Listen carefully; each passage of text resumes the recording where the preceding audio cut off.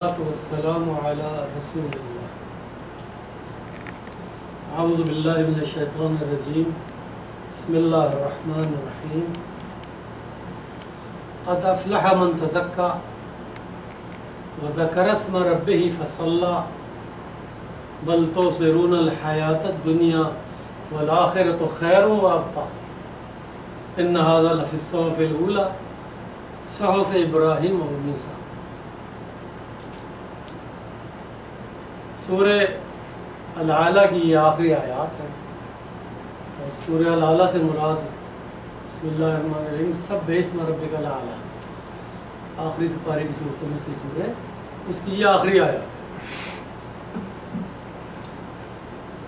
قد افلح من تزکا، یقیناً فلاح پا گیا وہ شخص جس نے پاکیزگی اختیار کی، تزکیہ اختیار کی.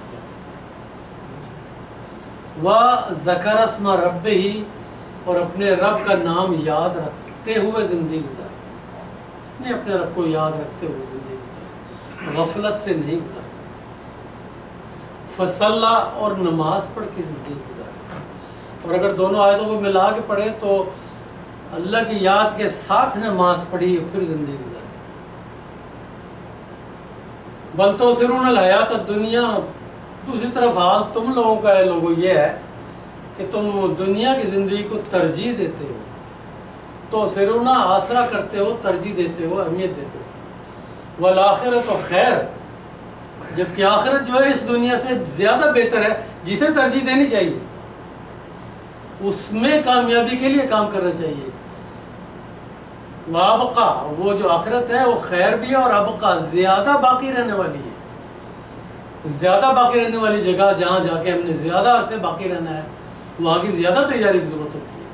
جہاں تھوڑے عرصے رہنا ہے وہاں کی تھوڑی تیاری، سارا زور تیاری کا یہاں نہ لگا دینا. ان ھذا لفی الصحف الاولی، یہ والی باتیں ہم نے پچھلے صحیفوں میں بھی بتائی تھی، اس قوم کو بھی جو وہ صحیفے پڑھتی رہی اس کو بھی بتاتے چلے آ رہے ہیں. صحف ابراہیم و موسیٰ، جیسے کہ ابراہیم علیہ السلام کو جو ہم نے تعلیمات دی، ان کو جو صحیفے دیے، اس میں بھی ہم نے یہ بتایا تھا کہ دنیا سے زیادہ آخرت کی فکر کرنا. دنیا تو تم جتنی لکھوا کر لائے ہو مل کر رہی، تمہیں اپنی تیاری میں جو کوشش کرنی ہے وہ آخرت میں تیاری کے لیے کوشش کرنی ہے. صحف ابراہیم و موسیٰ علیہ السلام کے صحیفوں میں بھی اس بات کا تذکرہ ہم کر چکے ہیں، جو اب یہ قرآن شریف میں ان آیات میں آپ نے سنی جو میں نے پڑھی. گویا اس سے یہ پتہ چلا کہ یہ پچھلے دو بزرگ انبیاء کا ذکر کر کے پھر آخر میں قرآن شریف رسول اللہ صلی اللہ علیہ وسلم کی لائی کتاب کا ذکر کر کے ہمیں یہ بتایا گیا کہ ہر قوم کو، ہر بڑی قوم کو، بلکہ ہر زمانے میں ہر قوم کو ہم یہ بتاتے رہے ہیں کہ دیکھنا دنیا کی تیاری کی فکر میں آخرت سے غفلت نہ ہو جائے کہ وہاں آؤ تو ہاتھ خالی ہو. اس بات کی وضاحت کے لیے وہ حدیث بڑی مددگار، بڑی شافی ہے کہ رسول اللہ صلی اللہ علیہ وسلم فرماتے ہیں کہ تمہارے رب کے پاس جب تم میں سے تم سب پہنچ جاؤ گے تو اللہ تعالیٰ ایک عالم کو بلائیں گے جس کو قرآن کا علم دیا. بلا کے اس سے پوچھیں گے کہ میں نے تم کو قرآن کا علم دیا تھا؟ وہ کہے گا جی بالکل دیا تھا. کہ تم نے کیا کیا؟ وہ کہے گا میں نے دن رات اس کی تبلیغ کی. یعنی جو ہم زور دیتے ہیں کہ اس کو پڑھنا تو ہے ہی، آگے پہنچانا ہے، لوگوں تک بتانا ہے. جو معلومات اللہ عز و جل نے اس نظم جماعت میں لا کے ہمیں تفہیم القرآن کے خدمت کرنے والے اور اس کے تحریر کرنے اور تالیف کرنے والے بھائی نے جو جان مار کے یہ لکھا، تشریحات کی ہیں اور ایسے آسان الفاظ میں کی کہ ہم سمجھ سکیں. ان تعلیمات کو خود سمجھ لینے کے بعد ان کو لے کر بیٹھ جانا اور آگے نہ بتانا یہ زیادتی ہے. خود بھی عمل کریں، نیک بنیں، نیکی پھیلائیں. تو بلغوا انی ولو آیت، اے لوگوں رسول اللہ صلی اللہ علیہ وسلم فرماتے ہیں بلغو، تبلیغ کرو، آگے پہنچ جاؤ، عنی، میری طرف سے تمہیں جو باتیں پہنچی ہوئی ہیں، ولا آیت، چاہے تم میں سے کوئی شخص ایسا ہے کہ اس کو ایک ہی آیت پہنچی تو وہ ایک ہی آیت پہنچا دے. اس کی تھوڑی سی تشریح میں کرتے ہوئے آپ کے سامنے بات رکھوں، وہ یہ کہ ہم اگر کسی سے کہیں بھائی جو اللہ اچھی اچھی باتیں آپ نے سیکھ لی ذرا آگے بتائیے، تو اس کے ذہن میں جو اس کے خلاف جوابات آتے ہیں وہ یہ ہوتے ہیں کہ یہ کام عالموں کا ہے، میں تو ایک سادہ آدمی ہوں، میں کیا پوچھاؤں، علماء کا کام ہے وہ پوچھائیں۔ پہلا اعتراض اپنے لیے، اپنے دفاع میں نہ بچانے کے لیے، آگے نہ بتانے کے لیے۔ دوسرا اعتراض یہ کہ میں نے وہ کوئی قرآن شریف پورا پڑھا بھی نہیں۔ تیسرا اعتراض مجھے تو عربی بھی نہیں آتی۔ چوتھا اعتراض یہ کہ میں نے تو اس کی تشریحات و فہم اور تفسیریں پڑھی نہیں ہیں، تو یہ میرا کام نہیں ہے پہنچانا۔ ان سارے سوالوں اور اعتراضات کا جواب رسول اللہ صلی اللہ علیہ وسلم فرما رہے ہیں، تم سے یہ نہیں کہا جا رہا کہ پہلے عالم بنو، پہلے سب کچھ سیکھو پھر پہنچاؤ، تمہیں تو یہ کہا جا رہا ہے، ایک آیت آتی ہے وہ تو عز من تشاء و تو ذل من تشاء بیدک الخیر، یہ تو پاکستانیوں کو آتی ہے نا، تو یا تو آگے بتاؤ یار، عزت اللہ کے ہاتھ میں، ذلت اللہ کے ہاتھ میں، وہ جس کو چاہتا ہے عزت دیتا ہے، ذلت دیتا ہے، بیدک الخیر، اے اللہ تیرے ہاتھ میں قدرتوں کے ساتھ ساتھ خیر، ہمیں تجھ سے خیر کی ہوئی، یہ بتائیے آگے۔ تو اس لیے عالم بننے کے انتظار میں رکے نہیں رہنا ہے، اور عربی اور تفاسیر پڑھنے کے انتظار میں رکے نہیں رہنا ہے۔ شیطان یہی چاہتا ہے آپ پہلے عالم بنے، رکے رہیں تبلیغ کرنے سے، پہلے تو تشریحات و تفاسیر ایک نہیں کئی پڑھیں پھر بات کیجیے گا، وہ آپ کو روکنے کے لیے بہانے آپ کو سکھاتا ہے، اور اس کی یہ چالیں ہمیں چلنے نہیں دینی چاہیے۔ ہمیں تو اللہ کا حکم، رسول اللہ صلی اللہ علیہ وسلم کی نصیحتوں پر ان کو سمجھتے ہوئے آگے پہنچانا ہے۔ یہ مجھے تھوڑی سی بات تو آتی، میں وہ تو کہہ سکتا ہوں، ہے نا جی۔ تو اس لیے پہنچانے کی ذمہ داری ہم نے سب نے اس پر عمل کرنا ہے۔ تو میں جو عرض کر رہا تھا کہ یہاں ہی بتایا گیا قد افلح من تزکا، بات شروع کی گئی ہے تزکیے سے، پاکیزگی سے، کہ اور جملہ جو ابتدائی الفاظ ہیں وہ قد افلح، افلح مانے فلاح پا جانا، قد افلح فلاح پا گیا، یعنی جو میدان حشر میں اس کو سنایا جانے والا فیصلہ وہ یہاں اس کو بتایا جا رہا ہے۔ آپ تو فلاح پا گئے اگر آپ تزکیہ اختیار کر لیں، اور تزکیہ سے مراد پاکیزہ، اب پاکیزگی سے مراد جسم کی پاکیزگی، جان کی پاکیزگی، کپڑوں کی پاکیزگی، خیالات کی پاکیزگی، اور گھر اور سامان کی پاکیزگی، اور عبادات میں بھی پاکیزگی والے جذبات کے ساتھ اللہ کی عبادت کرنا، یہ سارے معاملات میں پاکیزگی، جس سے جو وعدہ کیا ہے پورا کرنا ہے، وعدہ اتنا ہی کریں جو پورا کر سکتے، ورنہ نہ کریں، کہہ دیجیے میں مجبور ہوں وعدہ نہیں کر سکتا، یہ کام آگے۔ لہذا پاکیزگی یہ ہے کہ آپ نے وعدہ جتنا کیا تھا وہ پورا کر دیا، آپ معاملات کے پاکیزہ ہیں، آپ معاملات میں اچھے ہیں، اور سارے وعدے جو کرتے ہیں پورے کرتے ہیں، ایسا بننے والا کامیاب ہو چکا ہے۔ اللہ کی طرف سے اتنا اطمینان دلانے والا انداز ہے، ہو جاؤ گے، تم تو بہت اچھے جا رہے ہو، نہیں، تم تو کامیاب ہو گئے۔ وَذَكَرَ اسْمَ رَبِّهِ، اور وہ آدمی بھی کامیاب ہو گیا ہے جو اپنے رب کا اسم، نام کو یاد رکھتا، ذکر کرتا ہوا، جپتا ہوا، یاد رکھتا ہوا، بتاتا ہوا، اور اللہ کے نام کو یاد رکھنے سے مراد اللہ کے احکامات اور اس کے بتائے ہوئے کام بھی یاد کرتا ہوا اور ان کو پورا کرتا ہوا جو زندگی گزار رہا ہے وہ کامیاب ہے۔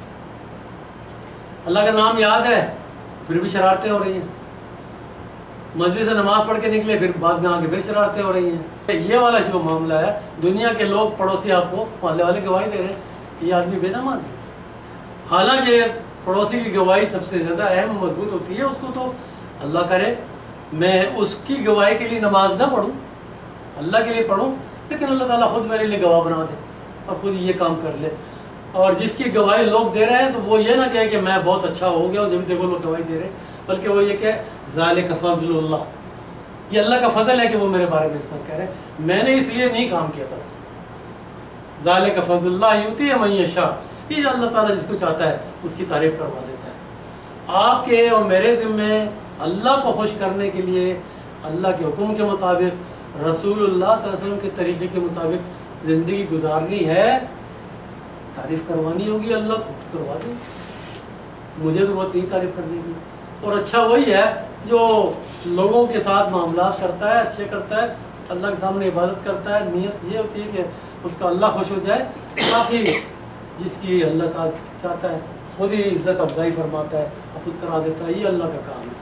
میرا اور آپ کا کام وَذَكَرَ اسْمَ رَبِّهِ فَصَلَّى، اللہ کو یاد رکھیں، اس کا نام یاد رکھیں، اس کے احکامات یاد رکھیں اور پاکیزگی اختیار کریں، اور تیسری بات فصلہ، نماز پڑھیں۔ ابھی جو میں شروع میں کہہ رہا تھا نا لا الہ الا اللہ اور نماز معافی، وہ والی بات نہیں، نماز اول ما یحاسب به العبد، اول ما یحاسب به العبد یوم القیامت الصلاۃ، پہلی چیز قیامت والے دن بندے کا جس چیز کے بارے میں حساب لیا جائے گا، نماز۔ اذا صلحت، اگر نماز کا معاملہ درست اور صالح نکلا، صلحت سائر عمل، اللہ تعالیٰ شفقت فرمائیں کہ باقی معاملات ان کمی بیشی کو دور کر دیں۔ وَإِذَا فَسَدَتْ، اور اگر نماز کے معاملے میں فساد نکلا، نہیں پڑھی، کم پڑھی، زیادہ تر نہیں پڑھی، اگر فساد اور گڑبڑ نکلی تو فسدت سائر عمل، پھر سارے معاملات میں حساب سختی والا ہو۔ میدان حشر میں بندے کو لایا جائے گا، اس کے ساتھ پیچھے سے پکڑا ہوا ایک فرشتہ ادھر جس کے پاس نیکیوں کا کھاتا ہے میری، اور دوسرا فرشتہ مجھے پیچھے سے ادھر سے پکڑے گا جس کے پاس میرے گناہوں کا کھاتا ہے۔ اب اللہ تعالیٰ فرمائیں گے حامد بن حاجرہ کو لایا جائے تو وہ مجھے پکڑ کے لے جائیں گے، لے جا کے گڑھے کے، جہنم کے گڑھے کے کنارے کھڑا کر دیں گے، اور ادھر سے یہ اعمال نامہ اور ادھر سے یہ جوڑ کے پیش کریں گے، اللہ جی یہ اس کا اعمال نامہ، یہ آ گیا حامد بن حاجرہ، ابا کے نام سے نہیں، اماں کے نام سے پکارا جائے گا۔ اللہ تعالیٰ فرمائیں گے دیکھو میرے بندے کے اعمال نامے میں نماز کا معاملہ کیسا ہے، اور اگر ٹھیک نکلا تو سبحان اللہ جو میں نے بھی بتایا تھا، اور معاملہ صحیح کر دیں، اور اگر کمی بیشی ہوئی، دیکھو میرے بندے کی فرض نمازوں میں کا کیا حال ہے، صبح کی 2، دوپہر کی 4، عصر کی 4، مغرب کی 3، عشاء کی 4، ان کا سوال ہو رہا ہے فرض ٹھیک ہے۔ اور اگر وہاں سے جواب یہ آیا، فرشتوں نے جواب یہ دیا کہ بہت سارے فرض نمازیں نہیں پڑھی گئی ہیں،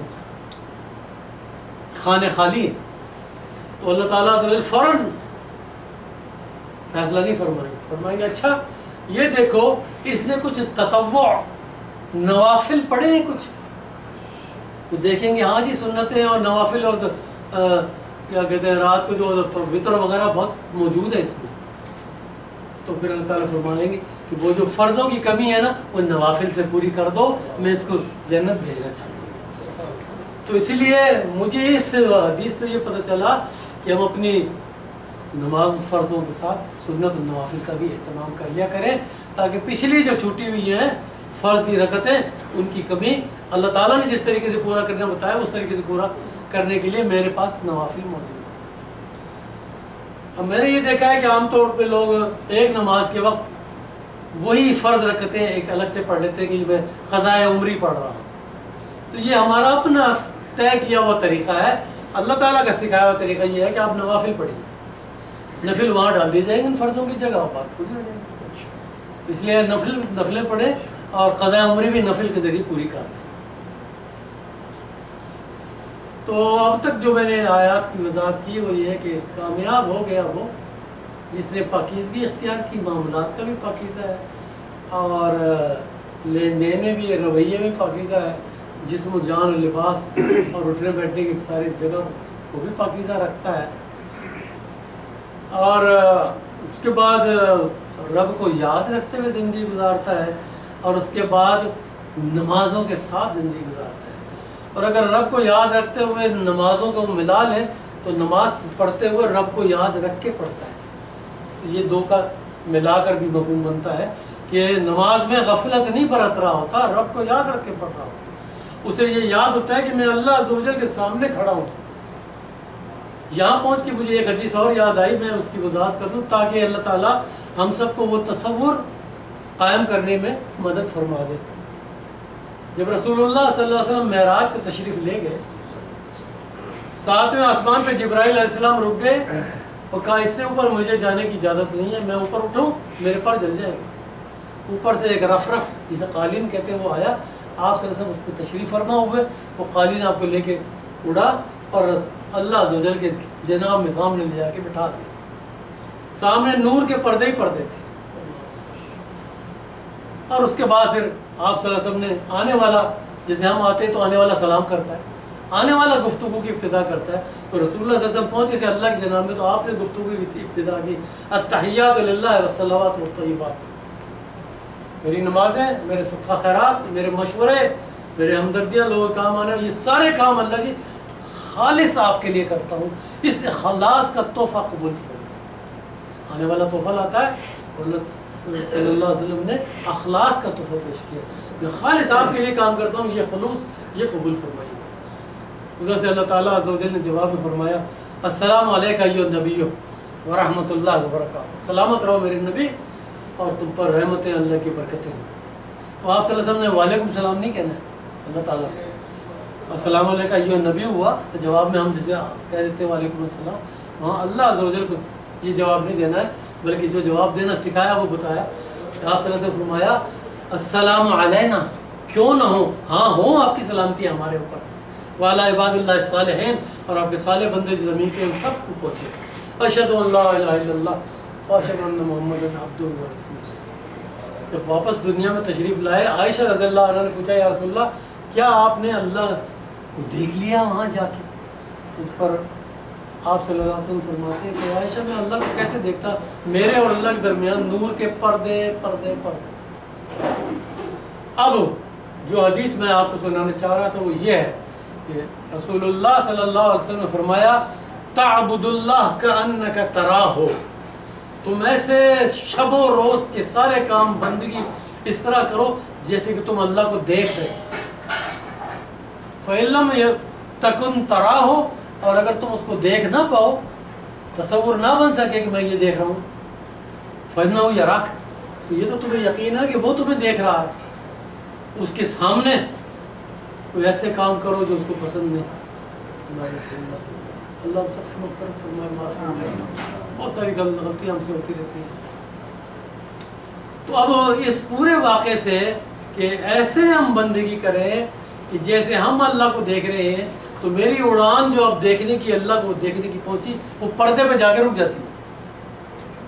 اب مجھے اور آپ کو نماز پڑھتے ہوئے تو کرنا ہی ہے، چلتے پھرتے ہر وقت یہ کرنا ہے کہ یہ پردہ ہے اس کے پیچھے اللہ تعالیٰ ہے، وہ مجھے دیکھ. کیونکہ اللہ تعالیٰ عز و جل کا کی حیت کا تو ہمیں اندازہ نہیں، لیکن جہاں تک پہنچ کے ہمیں بتایا گیا حدیث میں وہ یہ کہ پردے تھے آگے. تو ہم پردے کا تصور ذہن میں رکھیں، یہ ہاں پردے سامنے، اس کے پیچھے اللہ عز و جل ہیں اور وہ مجھے دیکھ رہے ہیں، میں ان کے پردے کو دیکھ رہا ہوں. اس تصور کے ساتھ نماز بھی پڑھنی ہے اور سارے معاملات زندگی اسی تصور کے سامنے کے ساتھ کرنے کی یہ رہے. اللہ تعالیٰ ہمیں اس تصور پر عمل کرنے کی توفیق و سعادت عطا فرمائے. اس کے بعد جناب بل تؤثرون الحیات الدنیا، تم لوگ اے انسانوں تمہارا حال یہ ہے کہ تم دنیا کی زندگی کو اہمیت دیتے ہو. والآخرۃ خیر، جبکہ آخرت جو ہے وہ خیر ہے، بہتر ہے. دنیا سے آخرت بہتر ہے. دو صفات بتائیں آخرت کی، والآخرۃ خیر و ابقیٰ. دنیا و آخرت کی زندگی جو ہے وہ دنیا کی زندگی سے بہتر ہے اور زیادہ باقی رہنے والی. ابقیٰ باقی سے بنا ہے، شدت کا صیغہ ہے. جیسے حسین سے احسن بنتا ہے، جمیل سے اجمل بنتا ہے، اسی طرح باقی سے ابقیٰ بنتا ہے. تو آخرت کی زندگی جو ہے وہ زیادہ باقی رہنے والی ہے. تو جو زیادہ باقی رہنے والی وہاں کی زیادہ تیاری کرنی ہے. ویسے بھی کامن سینس سے جو زیادہ باقی رہنے والی ہے، جہاں ہم نے زیادہ عرصے رہنا ہے، وہاں کے لیے ہمیں زیادہ پریپیئرڈ ہونا چاہیے. وہ ڈراٹ بھیج دیا کہ نہیں آخرت میں تمہارے لیے میں نے جمع کرنا خود اپنا حال. تو لہٰذا اسی فیصلے جذبے کو جگایا جا رہا ہے. تم نے آخرت میں زیادہ رہنا ہے تو وہاں کی ذرا کچھ تیاری کرو اور دنیا کی تیاری سے زیادہ کرو. مکان اگر تم نے ایک اچھے سیکٹر میں پلاٹ لے کر اور کارنر کا اور یا کمرشل ایریا کا پلاٹ لینے کا سوچی ہوئی ہے کہ وہاں زیادہ آمدنی اور زیادہ آرام اور زیادہ فائدہ ہوتا ہے، تو اللہ تعالیٰ عز و جل کی جنت میں رسول اللہ صلی اللہ علیہ وسلم کے برابر پلاٹ چاہیے تو پھر کتنی نیکیاں کرنی ہوں. اس حساب سے نیکی کریں. یہ وہ تمنا ہے کہ کاش اللہ مجھے جنت الفردوس دے ہم سب کو، اور کاش اللہ عز و جل ہمیں رسول اللہ صلی اللہ علیہ وسلم کا قرب عطا فرمائے، اس کے لیے زیادہ نیکیاں چاہیے ہوں گی بھائیوں۔ اللہ تعالیٰ ہم سب کو ان نیکیوں کی تیاری کرنے میں مدد فرمائے، رہنمائی فرمائے اور بگاڑ کرنے میں سے بچا کے رکھے۔ تو آخرت جو ہے وہ بہتر ہے، جس کی زیادہ تیاری ہونی چاہیے۔ تو بہتر سے مراد خیر بہتر ہے، یعنی یہاں کے پھل، یہاں کا آرام، یہاں کی نہریں، یہاں کے باغات، اس کے مقابلے میں جنت کی نہریں، جنت کے باغات اور جنت کے میوے وہ یہاں سے بہت زیادہ بہتر ہے نا جی۔ لہذا ان یہ جو اللہ عز و جل نے بات فرمائی کہ والآخرۃ خیر، اس کی تشریح میں نے آپ کی معلومات میں پرانی باتیں یاد کرائی ہیں کہ وہاں کے میوے۔ اچھا، اللہ تعالیٰ نے اپنے جنتی بندے کو اتنی بھی تکلیف نہیں دی کہ اس کے سامنے جب کوئی پھل پیش کرے فرشتہ تو وہ یہ کہ یار یہ کیا چیز لے آئے ہو، یہ کھٹا ہوتا ہے، میٹھا ہوتا ہے، کہ اس کا نام کیا ہے؟ اس سب سے بچایا کہ اتنی پریشانی بھی نہ ہو۔ عام آئے، ہم پہچانتے ہیں، ہم تو عام ہیں، جانی پہچانی چیزیں آئیں گی جن کو آپ پہچانتے ہوں گے، لیکن جب آپ اس کو کھائیں گے تو مزہ ایسا ہوگا جو کبھی سوچا بھی نہیں۔ تو یہ بہتری ہے وہاں، ٹھیک ہے نا جی۔ تو اس کے لیے اللہ تعالیٰ ہمیں تیاری کرنے کے لیے سعادت عطا فرمائے۔ آخرت بہتر ہے، وہ ابقا زیادہ باقی رہنے والی ہے۔ اس زیادہ باقی رہنے والی کی تشریح رسول اللہ صلی اللہ علیہ وسلم نے، یعنی ہر نقطے کی تشریح اگر ہم ڈھونڈیں حدیث میں مل جائے گی، اپنی طرف سے بات کہنے کی ضرورت نہیں ہے، بنیادی طور پہ جواب آپ کو وہیں سے مل جائے گا حدیث مبارکہ سے۔ بس باقی اس کو ایکسپلین کرنے کے لیے آپ دنیاوی مثال ڈاکٹر کو ڈاکٹر کی جیسی اور لیبر کو لیبر جیسی اگر دے کر سمجھانا چاہے تو وہ ایک الگ اضافی وضاحت ہے، لیکن مزید یہ ہے کہ اس تبلیغ والے مشن کے لیے بھی ہدایت موجود ہے۔ رسول اللہ صلی اللہ علیہ وسلم فرماتے ہیں، پہلی حدیث تو میں نے پڑھ دی تھی کہ بلغونی ولا آیت، تم اگر ایک آیت بھی جانتے ہو تو اس کو پہنچانا تمہاری ذمہ داری ہے، اس کو دبا کے رکھنا نہیں۔ اور دوسری وضاحت یہ فرمائی تبلیغ کرنے والے بھائیوں کے لیے، وہ یہ ہے کہ کلم الناس، کلام کرنا، بات کرنا لوگوں سے علی قدر عقولہم، ان کی عقل کی مقدار کے حساب سے۔ اگر ڈاکٹر صاحب ہیں، پی ایچ ڈی ہیں، تو چھوٹی موٹی مثالیں مت دینا، وہ دل میں ناراض ہو گئے، مجھے بچہ سمجھا ایسی باتیں کر رہے ہیں میرے سامنے۔ اور اگر کوئی سادہ آدمی ہے تو اس کی عقل کی مقدار سے ڈاکٹروں والی مثالیں اس کے سامنے نہ رکھیں، ثقیل اردو کے الفاظ نہ استعمال کریں، آسان اردو بولیں۔ اگر آپ سمجھتے ہیں کہ دو لیول کے ساتھی بیٹھے ہوئے ہیں، ڈاکٹر صاحبان بھی ہیں اور لیبر صاحبان بھی ہیں، تو آپ ایک لفظ ذرا بھاری والا ڈاکٹر صاحب کے لیے بول دیں اور تشریح کرتے ہوئے آسان والا بھی بول دیں، دونوں سمجھ جائیں گے انشاءاللہ تعالیٰ۔ اس لیے آخرت کی وضاحت کرتے ہوئے رسول اللہ صلی اللہ علیہ وسلم فرماتے ہیں، تم میں سے کوئی شخص سمندر پہ جائے، آپ صلی اللہ علیہ وسلم فرماتے ہیں اپنی انگلی ڈالو پانی میں ڈبو اور یوں باہر نکالو۔ کتنا پانی انگلی لے کر آ گئی ہے؟ چند قطرے۔ اس پورے سمندر میں سے چند قطرے یہ دنیا کی زندگی ہے، اس کی اہمیت، اور باقی آخرت اتنے عرصے رہنا ہے۔ یہ ریشو ہے دنیا کی عمر اور آخرت کی عمر ایک بندے کے لیے۔ لہذا جہاں اتنا عرصہ رہنا ہے اس کی تیاری میں کیا کچھ نہیں کرنا ہے۔ اللہ تعالیٰ رمضان کا مہینہ اللہ تعالیٰ ہر دفعہ دیتے ہیں، نیکیاں جو ہیں، ایک نیکی ایک فرض 70 فرضوں کے برابر ثواب دلاتا ہے اور نفل فرضوں کے برابر ثواب دلاتا ہے۔ لہذا اس میں ایک دفعہ زکوٰۃ دے تو نہ جانے کتنی زکوٰۃ دینے کا فائدہ ہے، ایک ریال دے تو اس کے بدلے میں کتنے ریالوں کا ثواب ہے، اندازہ کر لیں۔ اور بعض ہمارے ساتھی جو ہے نا، وہ زکوٰۃ جو ان کی اس میں شعبان میں ہی ڈیو ہو گئی تھی، وہ روکے رکھتے ہیں کہ رمضان میں دیں گے، زیادہ ثواب لائیں گے، ایک مہینے لیٹ ہو کر دیتے ہیں۔ یہ نہ کریں، وہ وقت سے پہلے دینے کی کوشش کریں۔ اگر وہ شوال اور ذی الحجہ کے بعد اگر زکوٰۃ ڈیو ہو رہی تھی، رمضان میں ابھی سے دے دیں، اور پھر ہر سال رمضان میں دیا کریں تاکہ زیادہ ثواب ملے۔ اور رمضان میں تو یہ ساری باتیں، رمضان کا مہینہ آیا ہوا ہے، نفل پڑھیں، قرآن شریف پڑھیں۔ رسول اللہ صلی اللہ علیہ وسلم کے پاس جبرائیل علیہ السلام رمضان شریف میں تشریف لاتے تھے، اور آپ صلی اللہ علیہ وسلم ان کو قرآن شریف روزانہ سنا کے رمضان میں مکمل کرتے۔ یہ کس کی سنت ہے؟ رسول اللہ صلی اللہ علیہ وسلم۔ قرآن شریف پڑھنا اور سنایا بھی کرتے تھے۔ اگر ہمیں کوئی سننے والا ملتا ہے ٹھیک، نہیں تو ورنہ ہم خود پڑھ لیں، اپنے آپ کو سنائیں۔ اور آخری سال جب آپ صلی اللہ علیہ وسلم اس کے بعد دنیا سے جانے والے تھے تو آپ صلی اللہ علیہ وسلم نے جبرائیل علیہ السلام کو 2 دفعہ قرآن شریف پڑھ کے سنایا. اس کا مطلب 2 پڑھنا بھی سننا ہے. زور لگائے 2 پڑھیں انشاءاللہ تعالیٰ. تو یہ ہے تیاری کے معاملات اور انداز نیکی میں. مزید یہ کہ اس روزے میں اللہ تعالیٰ عز و جل نے ہمیں صبح سے شام تک بھوکا رکھوا کر یہ احساس دلایا ہے کہ تم تو اس امید پہ بھوکے بیٹھے ہو صبح سے کہ شام کو اتنی افطاری ہے گھر میں, کھا لیں گے ڈٹ کے. اس غریب پر ذرا سوچو جو سارے سال بھوکا رہتا ہے اور شام کو ملنے کی کوئی افطاری کی امید بھی نہیں ہوتی, اس کا کیا حال ہوتا ہوگا. اس کا خیال کرتے ہوئے اس کے لیے کوئی رمضان میں بھیجتے رہو, وہ مدد کرو, کچھ جیب سے نکالو اور غریبوں کو بھیج دو تاکہ وہ خوشی بنا سکے, عید اچھی طرح بنا سکے. ایک اور وضاحت عائشہ رضی اللہ عنہ نے رسول اکرم صلی اللہ علیہ وسلم سے دریافت فرمائی, یا رسول اللہ صلی اللہ علیہ وسلم اگر میں کچھ دینے کے لیے پاؤں اپنے پاس, پڑوسن کو کچھ بھجوانا ہو تو میں کس سے شروع کروں؟ تو آپ صلی اللہ علیہ وسلم فرمایا اقرب من کی بابھا, تجھ سے جس گھر کا دروازہ قریب تر ہے اس سے شروع. ٹھیک ہے جی.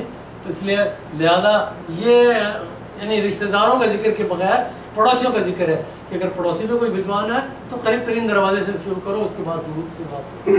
ورنہ یہ ہمیں جمعے کے خطبوں میں عام طور پہ سنایا جاتا ہے آخر میں کہ وہ آخر میں آیت پڑھتے ہیں نا, پہلا لفظ بتائیں ان اللہ یامر بالعدل والاحسان وایتاء ذی القربى. اللہ تعالیٰ حکم دیتا ہے لوگوں تمہیں کہ احسان کرو, نہیں اللہ یامر بالعدل, عدل کرو اور اس سے بڑھ کے احسان کرو اور رشتہ داروں کو ساتھ میں دیتے چلو. نہیں عدل کرو مراد جس کا جتنا حق بنتا ہے اتنا دے دو. بعض لوگوں کو آپ نے دیکھا ہوگا جی آپ کے 99 روپے بنے تھے, یہ 100 لیں 1 روپیہ واپس کریں اور حساب کے بڑے پکے بنانا ظاہر کرتے ہیں. تو یہ والا انداز ذرا روکھا پھیکا انداز ہوتا ہے. عدل کا تقاضا تو ہے 99, لیکن مسلمان کا طریقہ یہ ہے کہ وہ احسان کرتا ہے کہ 100 رکھ لیں, آپ 95 دینے تھے رکھ لیں 100, کوئی بات نہیں, دوستوں میں ہوتا ہے اس طرح. اور جب اپنے دیں لینے کا وقت آئے تو اگر 105 لے لیتے تو 100 لے کر گئے, ٹھیک ہے کافی. تو یہ احسان والا انداز اللہ کو زیادہ پسند ہے. اور پھر فوراً تیسری بات جو بتائی, اور ہر جمعے کو جمعے خطبے میں اونچی آواز میں مسلمانوں کو بتائی جاتی ہے. بات افسوس کی ہے کہ ہمیں ترجمہ نہیں آتا, ہم سمجھتے نہیں کیا کہا گیا کہ ایتاء ذی القربیٰ, رشتہ داروں کو دیتے ہوئے چل رہا. یعنی ساری دنیا میں خیرات بڑھ رہی ہے, رشتہ دار بھوکے بیٹھے ہیں, یہ نہ. اور یہاں رہتے ہوئے سعودی عرب میں ہماری جو غریب خالہ جان اور عمانی جان اور پھپھی جان ہے نا, جن کے گھر والا اللہ کو پیارا ہو گیا ہے اور نہ جانے کس طرح گزر ہو رہا ہوگا ان کا, یہاں آپ ان کو یاد رکھتے ہوئے گھر والوں کو بھیج دیں کہ یہ لفافہ ان کو دے دینا.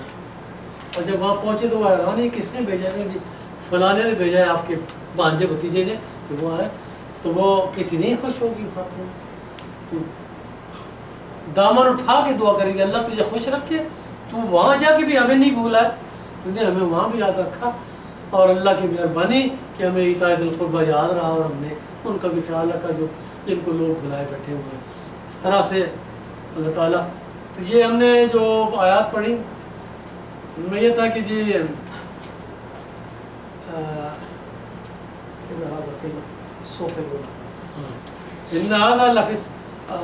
نہیں وہ جو پچھلی آیت جو میں نے پڑھی تھی شروع میں کہ قد افلح من تزکیٰ وذکر اسم ربہ فصلی بل تؤثرون الحیاۃ الدنیا والآخرۃ خیر وابقیٰ. آخرت زیادہ باقی رہنے والی ہے, انگلی ڈال کے نکالا یہ قطرے پانی کی زندگی ہے اور آخرت پورا سمندر ہے. ٹھیک ہے جی.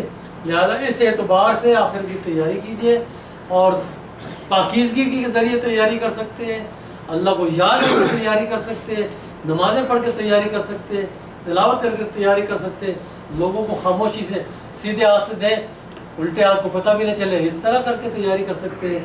یہ والے انداز جو آپ کو بتائے گئے اپنی آخرت کی تیاری ہم کریں.